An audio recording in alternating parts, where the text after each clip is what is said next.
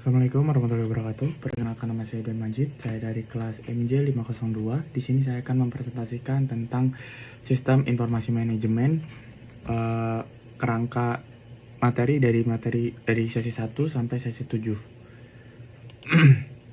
Untuk yang pertama itu ada pengenalan. Sistem informasi manajemen adalah rangkaian prosedur dan teknologi untuk mengumpulkan, memproses, menyimpan, dan menyebarkan informasi yang dibutuhkan fungsi manajerial. Dengan SIM, organisasi dapat mengelola data dan dokumen secara terstruktur untuk mendapatkan operasional dan mengambil keputusan. Contohnya, SIM membantu merencanakan anggaran, memonitor kerja, dan meningkatkan pengendalian internal dalam bisnis. Fungsi utama SIM meliputi yang pertama yaitu pengumpulan data, yaitu untuk menghimpun data dari berbagai sumber agar siap diproses. Lalu adanya pengolahan data, memproses data mentah menjadi informasi yang berguna untuk manajemen. Yang ketiga, penyimpanan data, menyimpan data secara aman dalam basis data untuk akses berulang. Keempat, yaitu distribusi informasi, menyebarkan informasi relevan kepada pemangku kepentingan manajer karyawan. Yang kelima, ada dukungan keputusan, yaitu untuk memberikan informasi tepat, waktu, dan akurat kepada manajemen untuk mengambil keputusan yang lebih baik. Lalu, pembahasan mengenai tentang materi data dan informasi. Data dan informasi pada sistem informasi manajemen. Dalam SIM, data adalah fakta mentah, angka, hasil pengamatan yang belum diproses setelah diolah, dan berubah menjadi informasi yang bermakna dan bermanfaat untuk pengambilan keputusan. Sebagai contoh, transaksi penjualan data diproses menjadi laporan penjualan informasi untuk analisis manajemen. Perbedaan utama, data belum bermakna sebelum diolah, sedangkan informasi adalah data terolah dengan konteks. Kualitas data menjadi sangat penting, data harus akurat, terpercaya, dan terlindungi agar informasi yang dihasilkan juga valid. Selain itu, SIM memudahkan akses informasi digital atau fisik sehingga manajemen dapat menemukan data relevan saat diperlukan. Data, fakta, angka mentah yang belum diproses seperti transaksi harian, hitungan inventaris, dan lain-lain. Informasi merupakan data yang sudah diolah dan memiliki arti bagi pengambil keputusan, misalnya laporan keuangan ataupun bahkan analisis pasar. Kualitas data dalam SIM harus akurat dan aman. Keamanan dan integritas data dijaga agar hanya pihak berwenang yang dapat mengaksesnya, dan berkualitas tinggi, memastikan informasi yang dihasilkan bermanfaat bagi manajemen. Lalu, komponen utama sistem informasi manajemen. Komponen utama sistem informasi manajemen yaitu adanya sebuah SIM yang terdiri atas beberapa komponen utama yang saling terintegrasi. Komponen-komponen ini bekerja bersama untuk mengumpulkan dan menyimpan, mengolah, lalu menyajikan informasi bagi manajemen. Yang pertama yaitu A. Perangkat keras hardware, infrastruktur fisik seperti komputer, server, dan perangkat jaringan yang menjalankan sistem. Lalu B. Perangkat lunak software, perangkat program khusus misalnya DBMS, perangkat analisis, aplikasi manajemen yang mengelola data dan informasi. Lalu C. Adanya data dan basis data, informasi yang dikumpulkan dari berbagai sumber dan disimpan secara terstruktur dalam basis data. Lalu D. Proses bisnis, prosedur dan alur kerja organisasi, otomatisasi, proses, dan integrasi antar sistem yang dijalankan oleh SIM.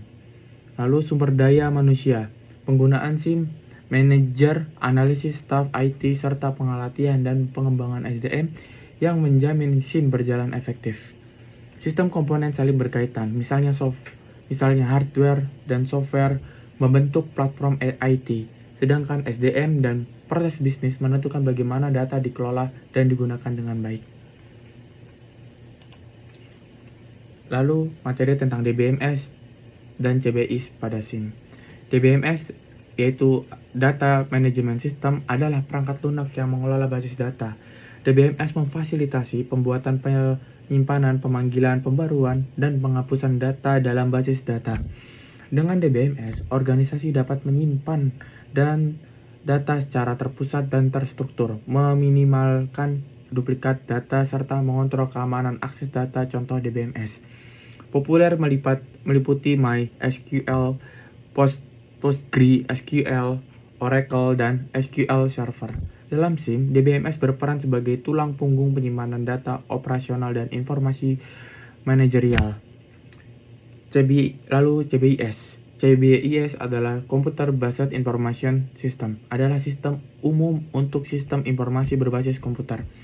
CBIS mengintegrasikan perangkat keras, perangkat lunak, dan elemen manusia secara terorganisir untuk menghasilkan informasi yang tepat waktu, terintegrasi, akurat, dan berguna bagi pengambilan keputusan. Komponen utama CBIS meliputi perangkat keras, perangkat lunak, basis data, jaringan, dan prosedur sebagai contoh.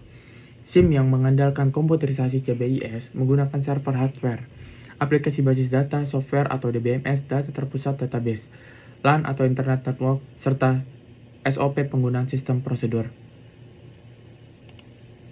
Lalu, sistem informasi akuntansi pada SIM.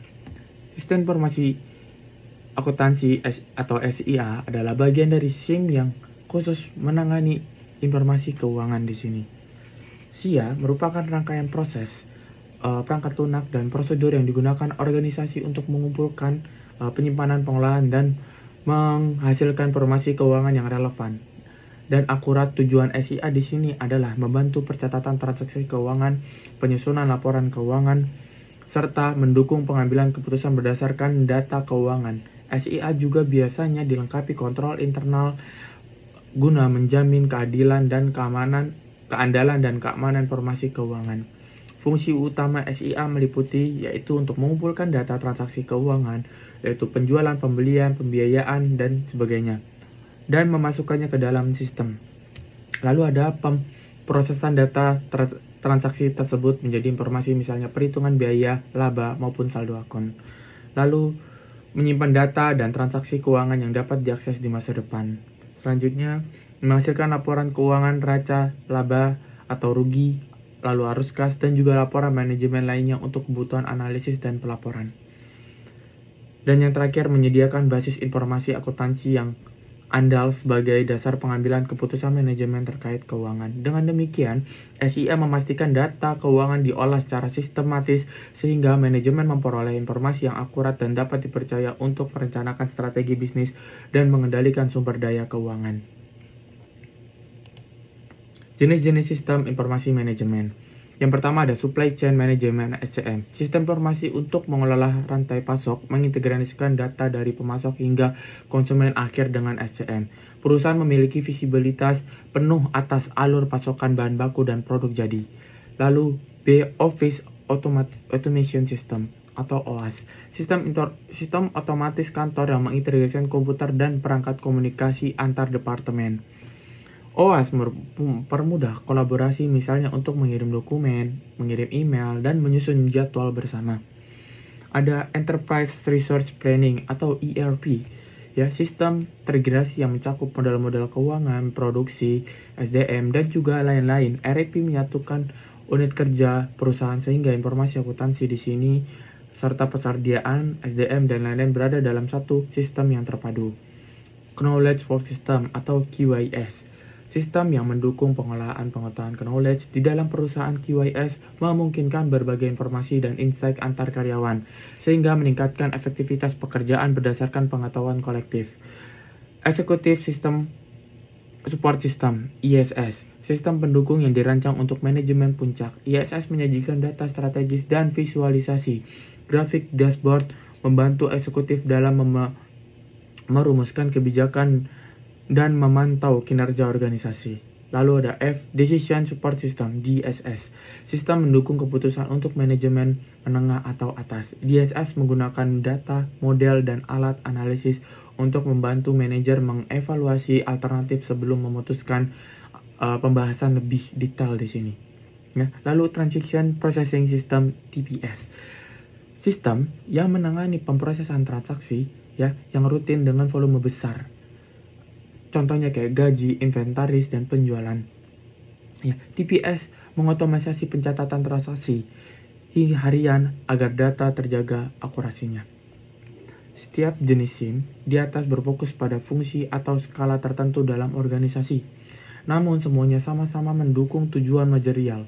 Penggunaan jenis-jenis tersebut dapat disesuaikan dengan kebutuhan operasional dan strategi perusahaan. Lalu, sistem pendukung keputusan DSS pada SIM.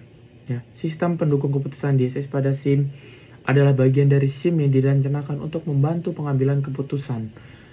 DSS berbasis komputer memberikan data, model, dan alat analisis untuk relevan menyelesaikan masalah semi terstruktur hingga tidak terstruktur. Dengan DSS, manajer dapat melakukan simulasi skenario perhitungan statistik atau analisis EPF guna menentukan opsi terbaik di sini.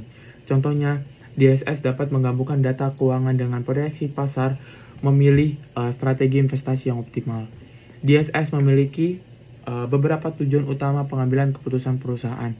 Yang pertama, contohnya meningkatkan kualitas keputusan, yaitu DSS memberikan informasi lebih akurat dan komprehensif kepada manajer. Lalu, kedua, mengoptimalkan efektivitas dengan analisis yang mendalam. DSS membantu meminimalkan resiko dan ketidaktepatan keputusan. Lalu, yang ketiga yaitu meningkatkan efisiensi. DSS mempercepat proses pengambilan keputusan dan menyediakan data real-time dan model analisis siap pakai. Secara keseluruhan, DSS membuat pengambilan keputusan menjadi informatif dan terarah. Organisasi yang memanfaatkan DSS dapat menghemat sumber daya dan meraih sasaran bisnis dengan lebih efektif dan efisien. Sekian dari saya mengenai presentasi kali ini. Mohon maaf apabila ada kurangnya. Wassalamualaikum warahmatullahi wabarakatuh.